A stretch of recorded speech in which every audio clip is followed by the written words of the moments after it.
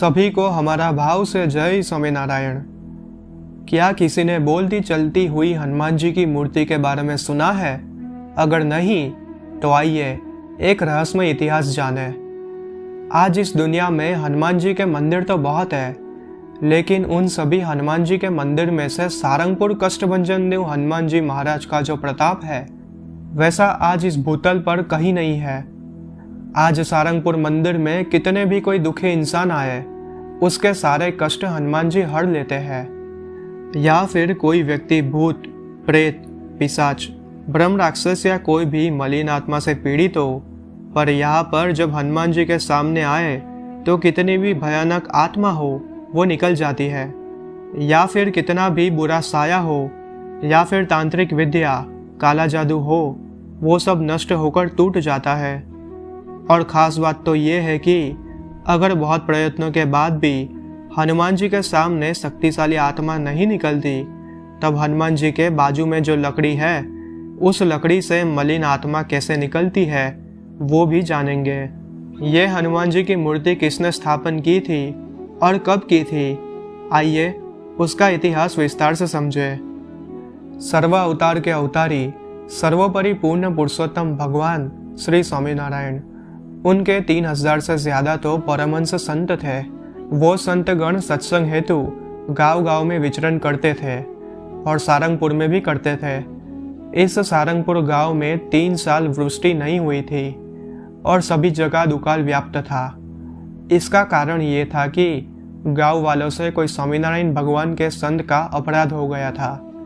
फिर एक दिन आया जब भगवान स्वामीनारायण के महान संत योगीराज अक्षर मूर्ति सदगुरु श्री गोपालानंद स्वामी एक बार सारंगपुर के पास बोटाद गांव है, वहां पर पधारे। अब सारंगपुर के जीवा खाचर, जो भगवान स्वामीनारायण के अनन्य भक्त थे, और उनके पुत्र वाघा खाचर, उनको पता चला कि गोपालानंद स्वामी अभी बोटाद में है, तो वो गांव के 5-10 आगेवानों को लेकर बोटाद स्वामी के दर्शन के लिए गए। वहां पहुंचते ही स्वामी के पास बैठकर खूब रोए। स्वामी ने कहा, क्यों रो रहे हो? तब वाघा खाचर बोले, स्वामी 2 दुकाल सारंगपुर में है, गांव में 3 साल से बारिश नहीं हो रही, उसके कारण लोगों को और पशु आदि को बहुत पीड़ा हो रही है, और ऊपर से संतों भी विचरण के लिए नहीं आते। स्वामी आप तो समर्थ हो, तो आप हमारा कुछ अच्छा हो वैसी आप कृपा करो, आप कृपा करके सारंगपुर पधारिए।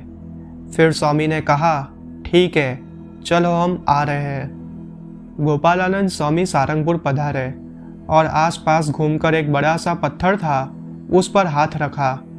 दरअसल वो पत्थर एक पारिया था। अब पारिया यानी क्या?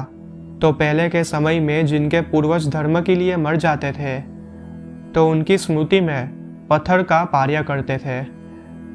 तो स्वामी ने जो बड़ा सा पारिया था, उस पर हाथ रखकर वाघा खाचर को कहा कि ये किसका है?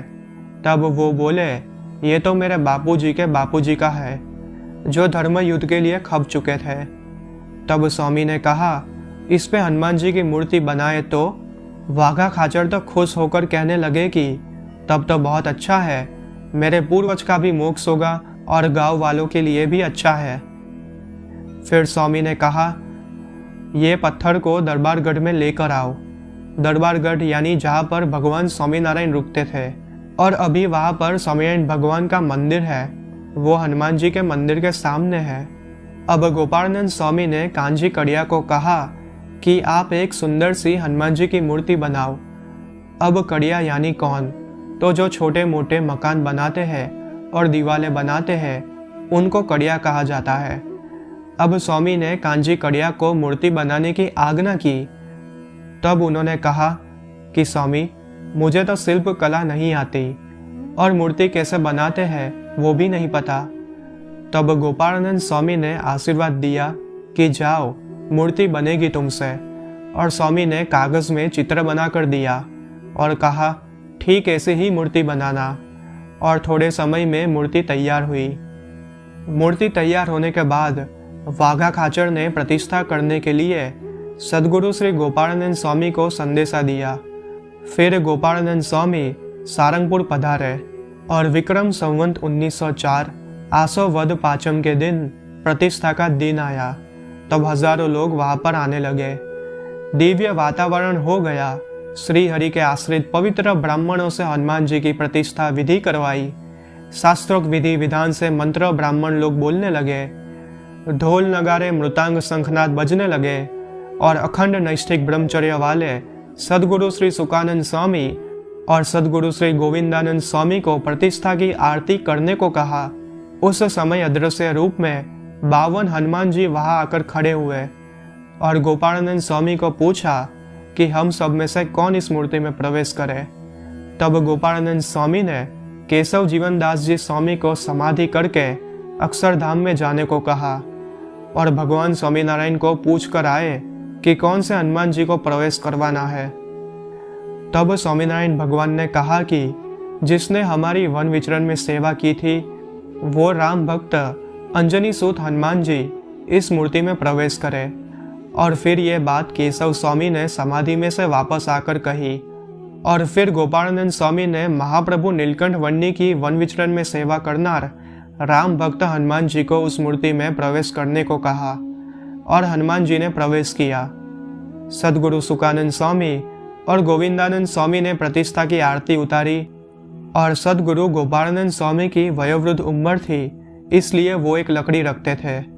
वो लकड़ी को प्रतिष्ठा के वक्त स्वामी जी ने अपने दाढ़ पर रखा और दूसरी तरफ का लकड़ी का भाग अपने राइट साइड के पाँव के अंगूठे पर रखा और हनुमान जी की मूर्ति के सामने त्राटक किया और गोपालानंद स्वामी एक ही नज़र से वो मूर्ति को देखने लगे।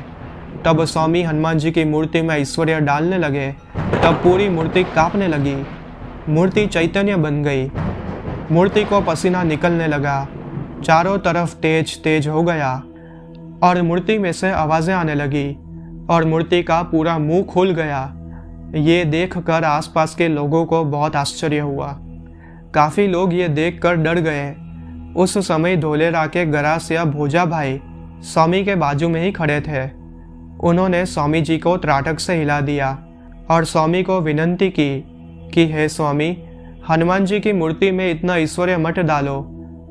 अगर आप ऐसा करोगे तो धोलेरा धाम में मदन मोहन जी महाराज के और बाजू में गढ़पुर देश में श्री हरि ने स्वहस्त पधराया हुआ उनका स्वरूप गोपीनाथ जी महाराज के दर्शन के लिए कोई नहीं जाएगा और दूसरे तीर्थ धाम के दर्शन कोई करने नहीं जाएगा और वो तीर्थ धामों का महिमा कम हो जाएगा। तब ये सुनकर गोपालानंद स्वामी ने अपनी दृष्टि संकलन कर ली और बाकी का ऐश्वर्य स्वामी ने उस लकड़ी में खींच लिया और फिर मूर्ति कांपना बंद हुई।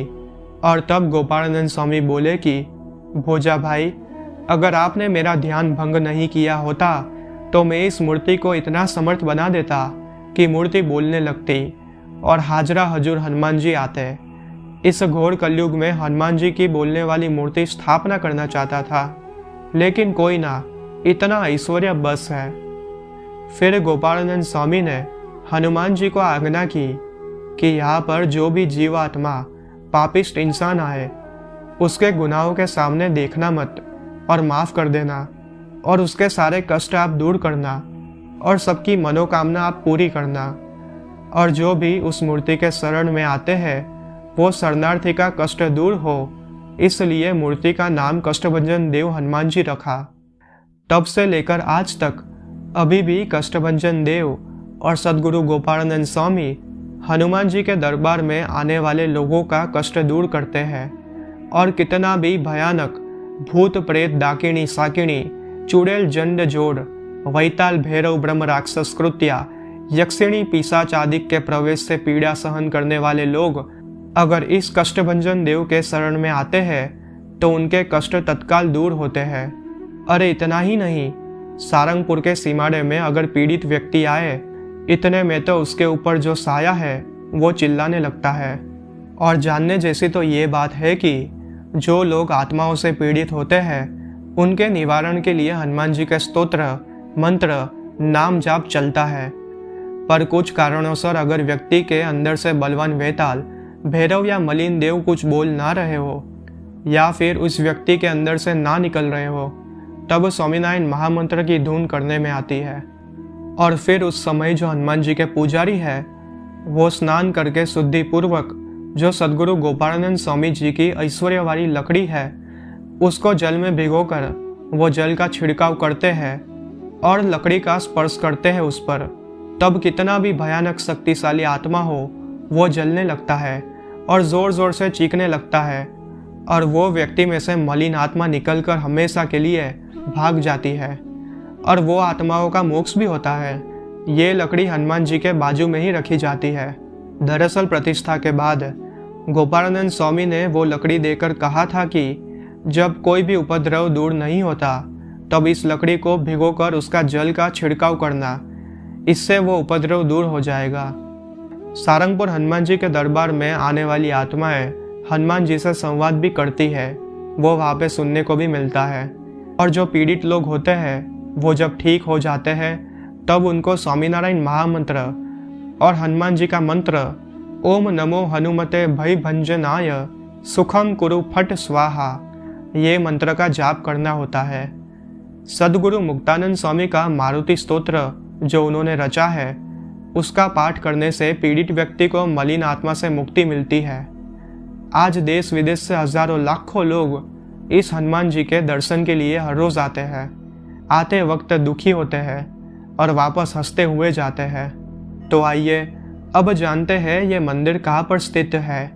ये मंदिर इंडिया में गुजरात स्टेट में बोटाद डिस्ट्रिक्ट के पास सारंगपुर में स्थित है। अहमदाबाद सिटी से 146 किलोमीटर पड़ता है। इस मंदिर में 24 घंटा गर्मा गर्म खाना मिलता है और बिल्कुल मुफ्त है और रहने की भी व्यवस्था है। ये मंदिर का संचालन वड़ताल गादी स्वामीनारायण मंदिर से संचालित है। जिंदगी में एक बार कष्टभंजन देव के दर्शन करने जरूर आना। दर्शक मित्रों, ये तो मंदिर के इतिहास की बात की, और अब साथ साथ बाहर के लोग अगर गुजरात आते हैं तो भगवान स्वामीनारायण ने जो 6 मंदिरों की स्थापना की है वहाँ पर दर्शन करने का लाभ भी जरूर लेना, क्योंकि आज इस पृथ्वी पर जहाँ जहाँ भगवान श्री हरि ने विचरण किया है वो महातीर्थ है। उनमें से सारंगपुर के पास गढ़ड़ा गांव है जो गढ़पुर धाम से जाना जाता है। वहाँ पे साक्षात पूर्ण पुरुषोत्तम नारायण भगवान स्वामीनारायण 28 साल तक रहे थे और इस ब्रह्मांड का सर्वोच्च तीर्थ है। तो वहाँ पे दर्शन का लाभ जरूर लेना और वहाँ पे उन्मत्त गंगा में स्नान जरूर करना, और हो सके तो वड़ताल धाम भी जाना। वहाँ पे सर्व अवतार के अवतारी भगवान स्वामीनारायण का हरिकृष्ण महाराज स्वरूप जो उन्होंने खुद स्थापन किया था, जो अक्षरधाम का 16 साल का सदा किशोर अवस्था वाला स्वरूप भगवान नारायण का है। हरिकृष्ण महाराज को प्रार्थना करने से मनोवांछित फल मिलता है और सब प्रार्थना फलीभूत होती है। और आखिर में इतना ही कहूँगा कि सद्गुरु गोपालानंद स्वामी कौन थे, उनका ऐश्वर्य क्या था। विशेष जानना हो तो गुजराती लैंग्वेज में बहुत वीडियोस है, वो मैं वीडियो के आखिर में रख दूंगा और डिस्क्रिप्शन में वीडियो लिंक भी रखा है। और भगवान Swaminarayan the supreme personality of God head, उनके रिलेटेड वीडियोस और उनके चरित्र आपको इस चैनल पर प्राप्त होंगे। अगर ये वीडियो पसंद आया हो तो लाइक करना और सभी हनुमान भक्तों को शेयर करना ताकि उनको भी इस इतिहास के दर्शन हो। इस चैनल को सब्सक्राइब करके बेल आइकन ऑन कर लेना ताकि भविष्य में जो वीडियो रखने में आए वो आपको प्राप्त हो।